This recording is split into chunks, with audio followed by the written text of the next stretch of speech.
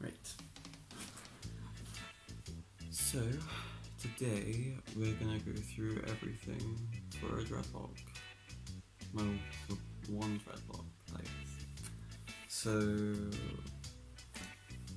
if we treat the extension like it's your normal hair,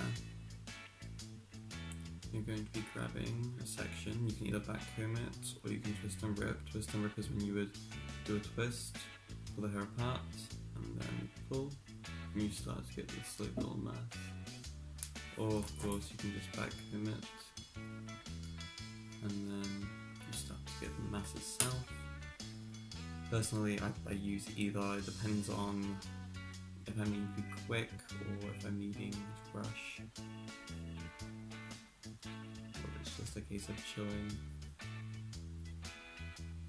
Then, once you've got this little mass, you'll be using your crochet hook. Now there's two types of crochet hook that you can use. There's this one that has this little clasp. These ones are usually used like putting on beads or creating like a net. These are usually good for like retwisting your roots. But I prefer these tiny needle-like ones. And this one's in a 0.6. I always use a 0.6, a 0.75 depending on if I'm needing to put in a long extension. But once you've got your crochet hook and you've got like a bundle, you're just going to grab it all to one side, kind of like folding it over, and then you're just going to stick your crochet hook through the mass. And then what I kind of do is I push it onto my finger along with pushing down on the hair, and then it just kind of pulls it through. And you're just going to keep kind of doing that until you get the start of a dreadlock. If I was doing this on someone's head, I don't do it too close to the roots just in case it pulls on their hair too much.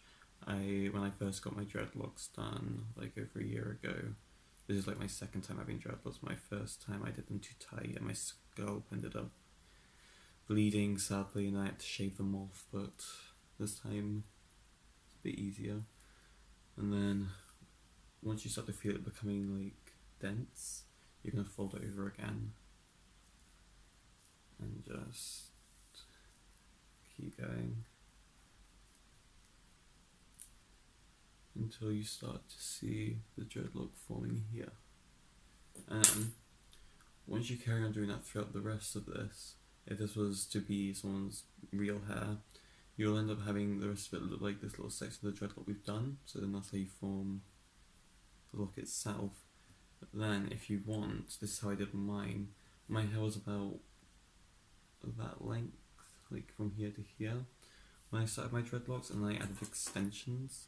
So what we're going to do is I'm going to show you how to put in the extension. This is one that was in my hair already, but I took it out. You're just going to snip off the end, grab your comb, and comb it out just until you get a little bit of frizz. Because what you're kind of wanting is you're going to kind of reverse, if this is the root of the head, you're going to reverse what you're doing with this dreadlock, so both these bits are fluffy. And for any hard bits, I find that if you grab your crochet hook and go into it, you can pull them out. And then what you're going to do is grabbing your extension or the real hair, you grab your extension, you're going to put it like that onto the hair, fold it round, and then grabbing your crochet hook, you just do exactly what you did before, but you're going to be pulling your hair or the extension through the dreadlock itself. And then after you've done that for a bit, it will merge into the hair, and this is a really good way of doing like an ombre effect as well if you wanted to have extensions, especially if you want to have blonde extensions but you're naturally brown. If you're okay with like having that root look, you can add them and you'll just have like a gradual fade, or you can just stick to one colour. I have like black roots and brown dreadlocks, so it's just kind of doing whatever you feel. and then you'll see after crocheting that in a bit, that's now formed into one dreadlock, and then I can just spend as long as I want crocheting in all these loose hairs, but eventually that's in the hair, and that's exactly how mine is staying in right now because I've crocheted them into my roots.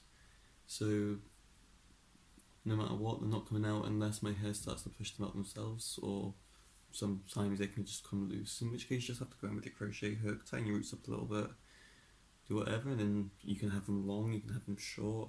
I've had mine all sorts of lengths since I've had them. And then I was going to talk about pleats. Decorating dreadlocks, I usually wait until 2 or 3 months after getting dreadlocks to decorate them, because the hairs that haven't got inside the dreadlocks yet can cause problems. They can usually seal them into the dreadlock. And then for maintenance, as I'm washing, I use this Jamaica mango and lime tingle shampoo. It's really good. I only got this recently, but I'm actually really happy with this one. It doesn't lather too much. It smells really good, and it makes my dreads feel really clean. And then I'll use this mango and lime spray. It's really good. So I just spray that on after I want to palm roll my dreads. And then it's just kind of a case of maintaining them yourself. You can palm roll them, in which case I've just done this. It gives them a nice shape. You can, usually, I heard of a way that you can do this. You put the dreadlock between 2 fingers, like that, and you just go around them like that, and it collects in all the hairs, just very loosely, but it does it. And you just do that for a while, going up and down the dreadlock, and then eventually it just collects in all of them. And then you can just keep going. But no, I want to do a little diary of my dreadlocks, and I thought I'd show you guys how to do them or how I do them. I'm not relatively new to dreadlocks, but I want to pursue dreadlocks for a while, so if you have any advice or want any advice, just leave a comment or something. Catches.